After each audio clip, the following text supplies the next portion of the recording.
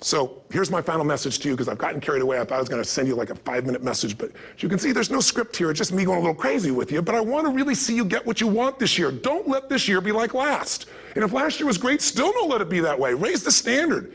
If your life is perfect and extraordinary, you darn well know you're not going to be happy unless you keep making it better. That's what makes us feel alive. It's not what we get that makes us happy. It's who we become and what we're able to give because we become more. That sense of contribution is what creates the deepest meaning. So here's my assignment for you, if you want one. If you want to go from conversation to some action, here's a simple thing to do. What's an area of your life right now that you really want to improve? What's an area that's important to improve? If your body's great, how about your career? If career's great, how about your relationships? Intimate one especially, or your kids, or your relationship with your creator, your spiritual side of your life. Or is it your finances?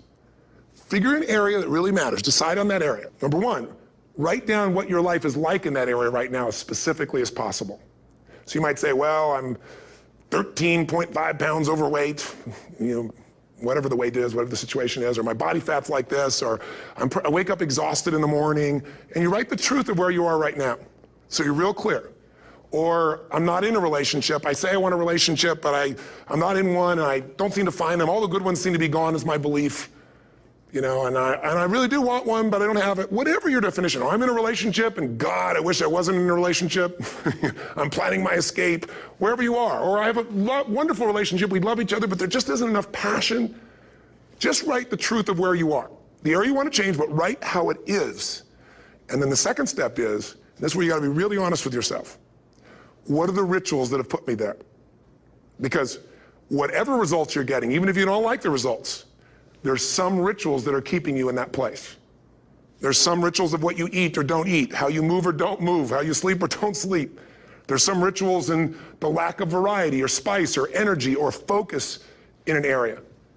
There's something you're doing, and it's usually not one thing, it's a bunch of little things that you kind of do consistently whenever you think about getting in a relationship, whenever you think about working out, whenever you think about money. You get yourself in a state of overwhelm. You start thinking about all the things you can't control. Just write down all the rituals you have, and then here's the third step. What do you want? What's your vision? And be really specific. I want to be my fighting weight. I want to be the strongest I've ever felt. I'm going to turn my, whatever it is, be specific. And then, last step, number 4, what are the rituals that'll get you there? What would you need to do differently each morning if you're going to be that kind of energy, that kind of strength? How often would you work out? What days would you work out? What time? A ritual is something you do consistently, usually at a specific time, so it becomes automatic. Let me tell you something. Willpower doesn't last, but rituals can last a lifetime. I bet you have some rituals in your life right now you've been doing for years, even though some of them don't serve you. I'm just saying, wake yourself up.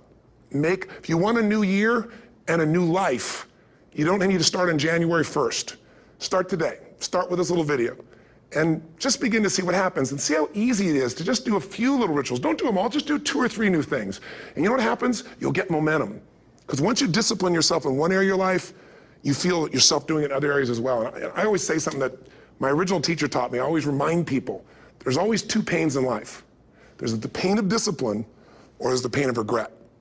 And discipline weighs ounces, as my friend Jim Rohn taught me. Regret weighs tons. You don't want to have regret. So right now, what do you want to change? What's it really like? What are the rituals that got you there? That'll take a little homework. If you're not sure, ask the people around you. They'll tell you what your rituals are. What do I really want in depth? What are the rituals that'll get me there? And then get yourself to start a few of those actions and lock them in place.